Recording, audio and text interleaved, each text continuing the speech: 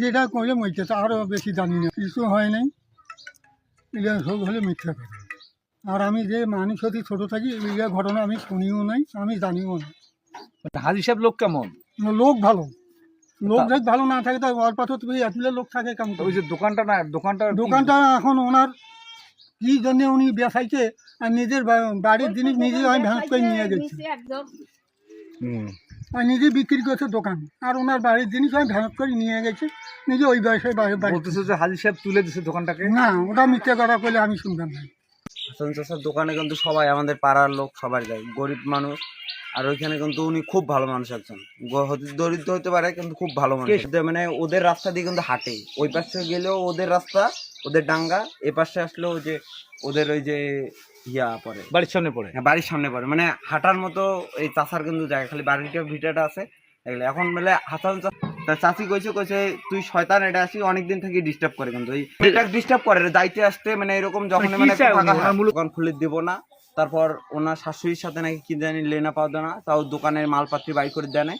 পরবর্তীতে ওই লেনা দেনা যেটা আছে ওইটা বিচার চাই, কারণ আমাদের ওই দোকানটায় পুরা মহল্লাবাসী ওই দোকানটার উপর নির্ভর। ভাই কোনো একটা কিছু দরকার হোক, টাকা থাক বা না থাক, ওই লোকের কাছে যত দরিদ্র হোক। যে বাবুর সাথে হাজি সাহেবের দ্বন্দ্ব ছিল, এবং ওরা তার ছোট ভাইয়ের সাথেও দ্বন্দ্ব, মেয়ে নিয়ে। এই কারণে এরা কিন্তু প্রতিশোধ নেওয়ার জন্য হাজির বাবা নাই, ধরাইয়া নাই, করাইয়া নাই, কিভাবে হ্রাস করা যায়, এই জন্য ওদেরকে নিয়ে এরা কিন্তু নামিছে এই ময়দানে খেলা খেলার জন্য। তো এটা খেলা খেলতে পারবে না, কারণ আমরাও তো আছি। এরা যে কি হানিটা করছে এটা একদম অবৈধ কাহিনী। একটা ছেলে অ্যাক্সিডেন্ট করে মারছে, তখন আমার ভাইরা বাঁচাইছে, বেশি টাকা পয়সা লাগেনি। হাজি সাহেব টাকা পয়সা নিয়ে মীমাংসা করে দিচ্ছে, মীমাংসা করে দিচ্ছে।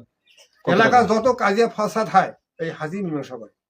ওদের ঋণদানের পরিশোধটা বেশি। ওই হাসানুরের বেইছল নীলুই বলছিল যে আমি তো ফান্দাবার জন্য এত কিছু করেছি, ভাঙ্গি তো কোয়া যাবে না, মহিলা মানুষ আছে, এদের একটা ব্যবসা। ওর গোড়া হাসতে দেখেন, আমার মার গোড়া হাসতে দেখেন। এই হাজিকে ফান্দার অর্থ টাকা পয়সা কিছু নিয়ে তারা ইন্স্যুরেন্স। হাজি সাহেব আমার বাড়ি যাওয়া আসা করে এক সময়, সকাল সন্ধ্যে আমি থাকি দোকানত, সকাল সন্ধ্যে যাওয়া আসা করে। আমার বউ বাচ্চা বলে তোরা আমার বাড়ি বারবার কেন আসেন, আমার মানুষ সন্দেহ করে যে আমার বাড়িতে পুরুষ মানুষ নয়, তোরা এক সময় যাওয়া আসা করেন। প্রস্তাব দিছে, তখন আমার বউ যখন রাজি হয় না, আমার বউ কইছে আমার 3টে বাচ্চা আছে, আমার মেয়ে বড় হয়েছে, তোমার প্রস্তাব নিয়ে তোরা ঘুরে যাও। উনি বলছে যে তো যদি রাজি না হয় আজ ঠ্যাং নেঙ্গুর তোর ভাঙ্গি দেবো। তখন উনি করছে কি, আজ 11টার সময় আমি বাজার গেছি, উনি আমার পাশি টব্বি, আমার গ্রিল কাপড় লাগা আছে, পাশি টব্বি আমার বউয়ের কাছে। নাম কি ওনার নাম কি? ওনার নাম নুর ইসলাম বাবু। নুর ইসলাম বাবু যখন আমার বাড়ি গেছে, আমার বউ ডাকায় ধস্তাধস্তি করে হাত ধরি টানে আমার মেয়ে, তখন বটি উঠেছে, আমার মার হাত ছাড়ি দিয়ে, এই তখনই হাত ছাড়ি দিয়ে চলে আসছে। ভাই এটা ঘটনা এটা সত্য, এটা মিথ্যা নয়। হাজি এটা নয়, হাজি নয়, এটা পাজি। যে এটা আর কি বলবো, বলার কিছু আগেরও ঘটনা আছে, ওগুলো কথা তো এখানে আর লাভ নাই। যেটা সত্য, যেটা হয়েছে এইটাই তো সত্য। এর আগেও হাজি কোনো ঘটনা ঘটেছে? হ্যাঁ, আরো আগে ঘটনা ঘটেছিল। আচ্ছা, বাড়ির সামনে আমার সাথে দ্বন্দ্বটা, কি নিয়ে বাড়ির ভিতরে জায়গা দেয় না, পাশি দিয়ে দেয় না, এটা তো মামলা করাই স্যার। যে আগে ওরা বোধহয় করছিল কি, এরা ভয়তে মানে ছাবে ছুটছিল।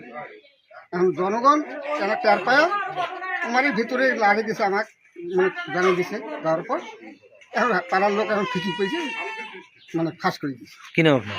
আমার নাম মঙ্গু।